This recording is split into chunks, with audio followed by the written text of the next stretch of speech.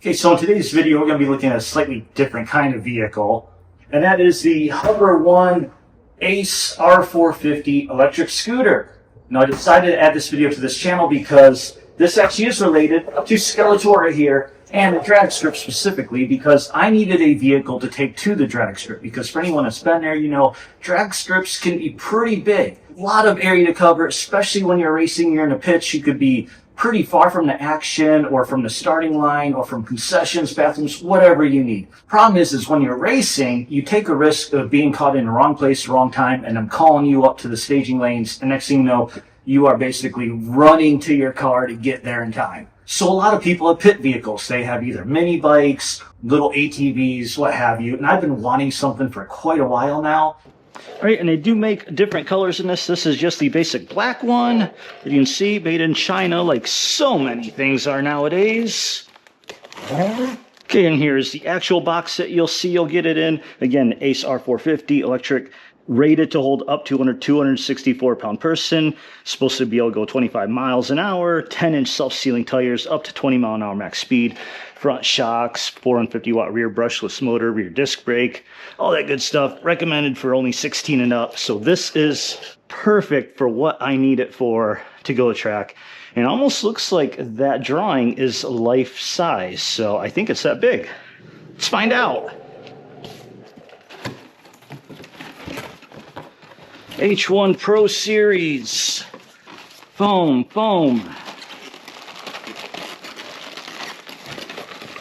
Here we got our charger.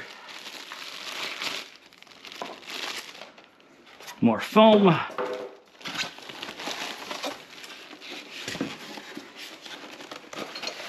Handlebars can be a little bit of assembly here.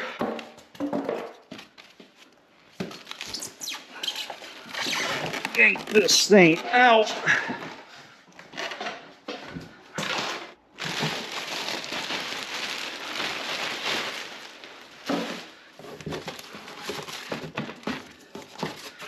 And then finally our instructions. Looks like some kind of cushion is what I'm guessing that was. Let's get it out of here. So there we go. Here is the kickstand. And then in here it looks like we have a couple Allen wrenches and a couple screws. Some kind of certificate. Stop, read this card, retain a card. Blah, blah, blah. Serial number. Quick start guide, just basically having your main assembly, which is put the handlebars into the bar. And looks like that's where those screws come into play. And this is a little lever to lock it and fold it. And a charging port is right here. So that's all there is to assembly. And then we'll look at the, oh, it looks like it has a little bell, speed, throttle on the right. Oh, it has mileage. Interesting. Power function, sport mode, drive mode, eco mode. Which I'm sure all that is explained in a user manual. Let me look at this really quick. So here's some more specs, basically giving you the info. Max speed, max range, max incline, 15 degrees. That's pretty steep incline.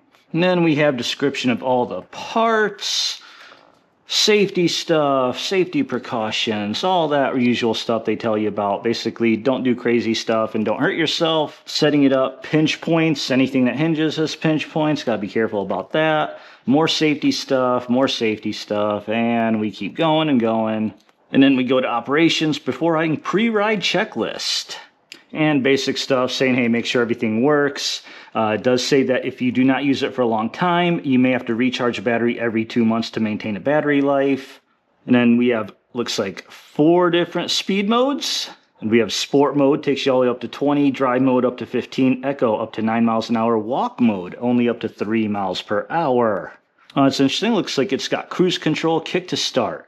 So like most electronic things I found out, they don't instantly accelerate when you hit the throttle. You actually have to push it and get it moving first before it'll kick on. It's kind of safety reasons. Now it does say you can disable kick to start, so we're going to try that, see if that does mean that you can just hit the throttle from a stop and it go. And then basic stuff, it does say here you can use this scooter manually like a manual scooter if you don't want to use a motor. Has a headlight, and use the handlebars to turn it in the desired direction. I love how instructions have to tell you stuff like that, like how else would you turn? And then finally we have some error codes. So the LED display will display an error code if something happens. So this kind of gives you a chart, tells you what they all mean, and some more specs, battery maintenance, more of the usual stuff. And looks like on a charger, when it's red, it's charging. When it turns green, it's done. And that's pretty much it. So with that, let's go ahead and set this thing up. I guess these are just extra screws because it already has the screws in the handlebars, which that's a pain. You have to manually take them all out before you can even put it in. And some of them feel almost like they're cross-threaded. Yeah, like if you look at that screw, it almost looks angled. It doesn't look like it's straight in. Say, that's not the best quality.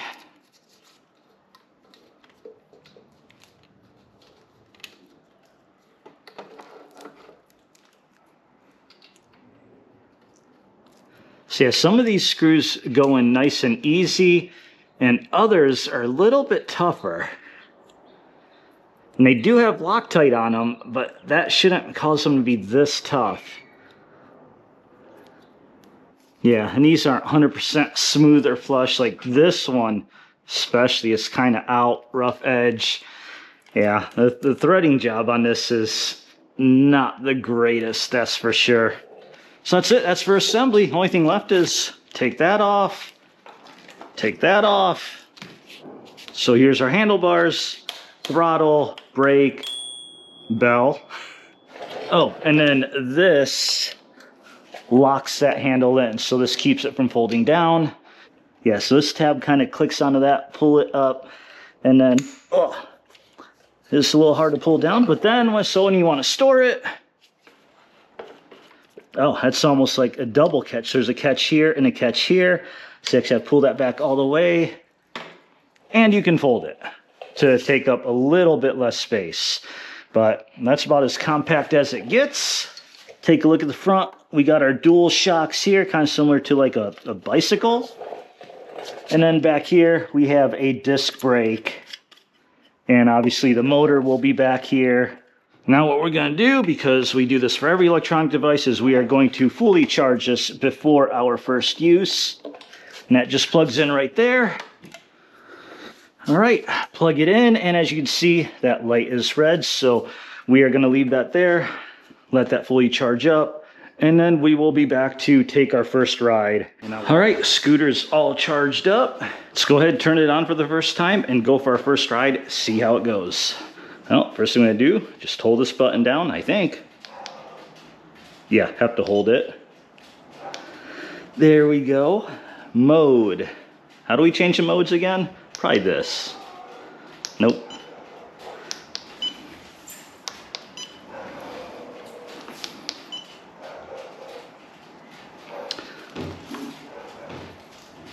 Oh.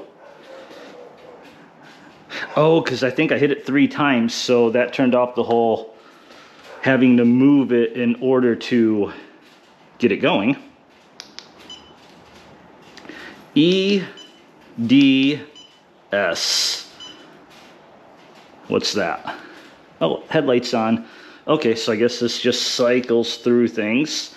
Let's start out with E.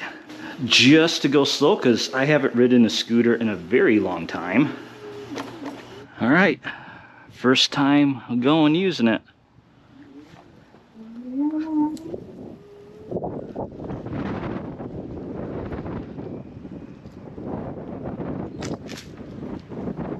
So E, it says 9 miles an hour. I am a little unsteady because I don't think I've ever used one of these scooters. Some dogs in the hood. All right, let's turn around. Oh, use the brake. All right, now let's go to drive. That was 9 miles an hour.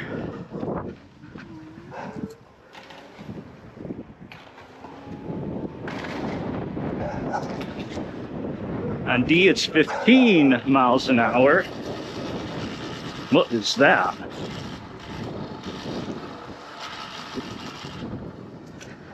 Sure what that noise was.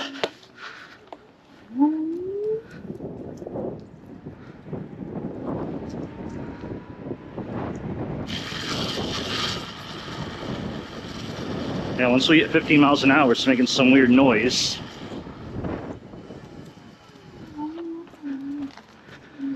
All right, let's go into S mode.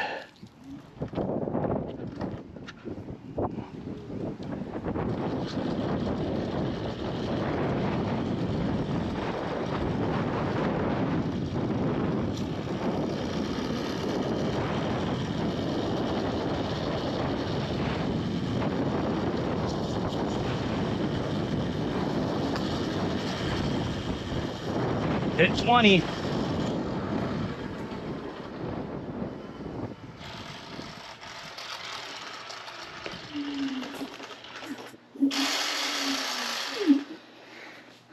Okay, let me figure out what is making that noise. I think it's in the drive wheel here, because let me just lift it up.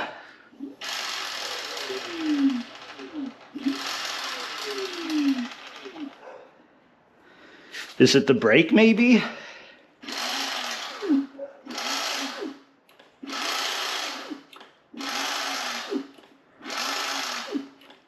I think it might be the brake is making a noise.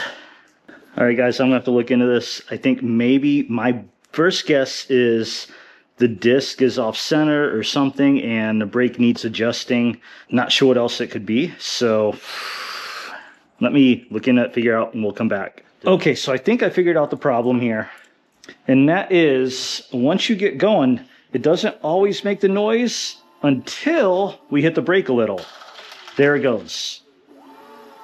We're going, hit the brake a little. And the noise is there. Hit the brake all the way, stop it. Sometimes it goes away. But also if you listen to it as I hit the brake, the sound changes a little.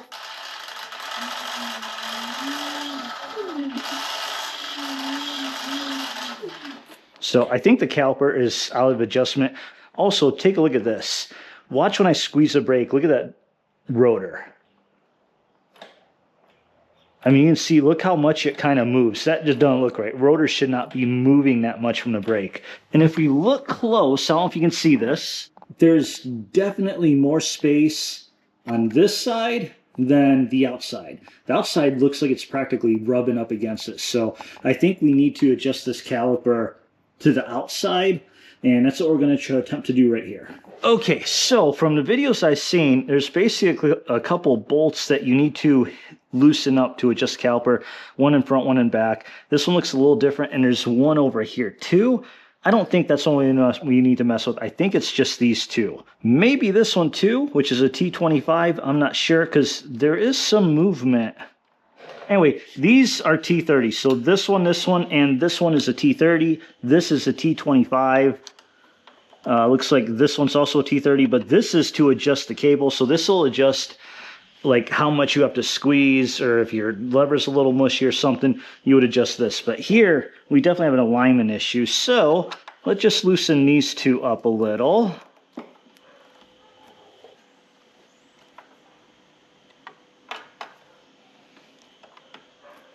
You understand it shouldn't take too much loosening.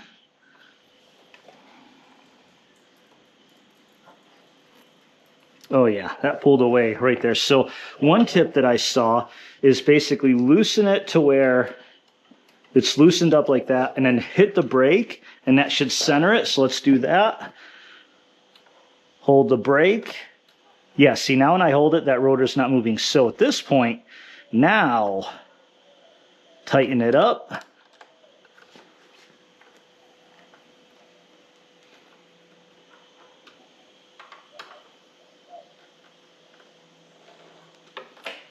Okay, let go of the brake, and let's see. Oh yeah, it definitely looks better. There's a bit more room on the inside. Still doesn't look perfectly centered. It looks a little closer to the outside, but it looks better. Hopefully that does a trick. Only one way to find out. Not hearing anything. Of course, I haven't hit the brake yet. Now let's hit the brake.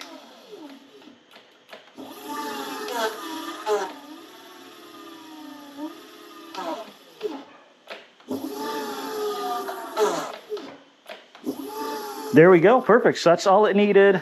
So now let's go ahead and take it out and ride it and see if it happens again. It shouldn't, I don't think it will, but you know, let's do that and continue with this review.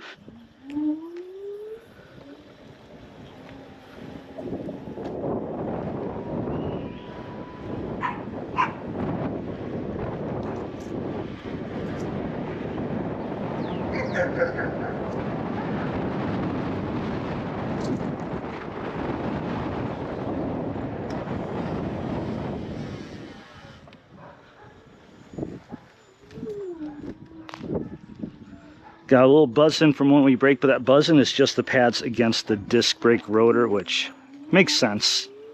And there we go. Rides good now. So it actually is a pretty good little scooter. It sucks that we had that brake issue like straight out of the box where we had to adjust it. I mean, kind of makes you question the quality control on it, but once we adjusted that brake, man, it's good. I like it. I mean, it goes quick, easy maneuver, it's smooth, suspension picks up the bumps pretty good. Yeah, I think this is gonna do good at the track. So, before we wrap this video up, I already told you, I wanna show you actually me using it for why I wanted to get it, and also just to get a little bit more use to give you a better review, because it's hard to do a good review when you've only used it for a total of like 15 minutes, you know what I mean? So, sit back, we're not done yet. We'll be back while we're at the track. Or as I always say in my car vids, see you at the drag strip. So yeah, I said I wanted this especially for the track, and that's what I've been using it for all weekend, actually for several days. It has been awesome, it's been amazing, because as you can see this track, there's the track behind the grandstands over there. Obviously I don't need it for that because I drive the car on track. But I've got to go all the way to the front there for different reasons, like there's where we all meet for a driver's meeting and everything is way up there. It's a long walk going back and forth constantly. And I'll tell you what, having this scooter here, oh my God, has it been awesome. And in fact, a lot of people have them. I even had to take a picture because at one point they had lunch here and I walked up and it just parking lot full of people having scooters for their pit vehicles. And so yeah, if you are a track person, if you are a race person, getting one of these is definitely worth it. I think most tracks you're fine with taking them. Beach Bend is one of the tracks I know where they specifically say no scooters. But I think that should end this video unless I have something else to add or need to do about the scooter. So hope you enjoyed it. Hope it helped if you're looking into it. Oh, by the way, when I started this video, that was like a year ago or something. So I've had this for quite a long time and no issues with it in that time. It's been great. So as always, like, comment, subscribe, all that good stuff.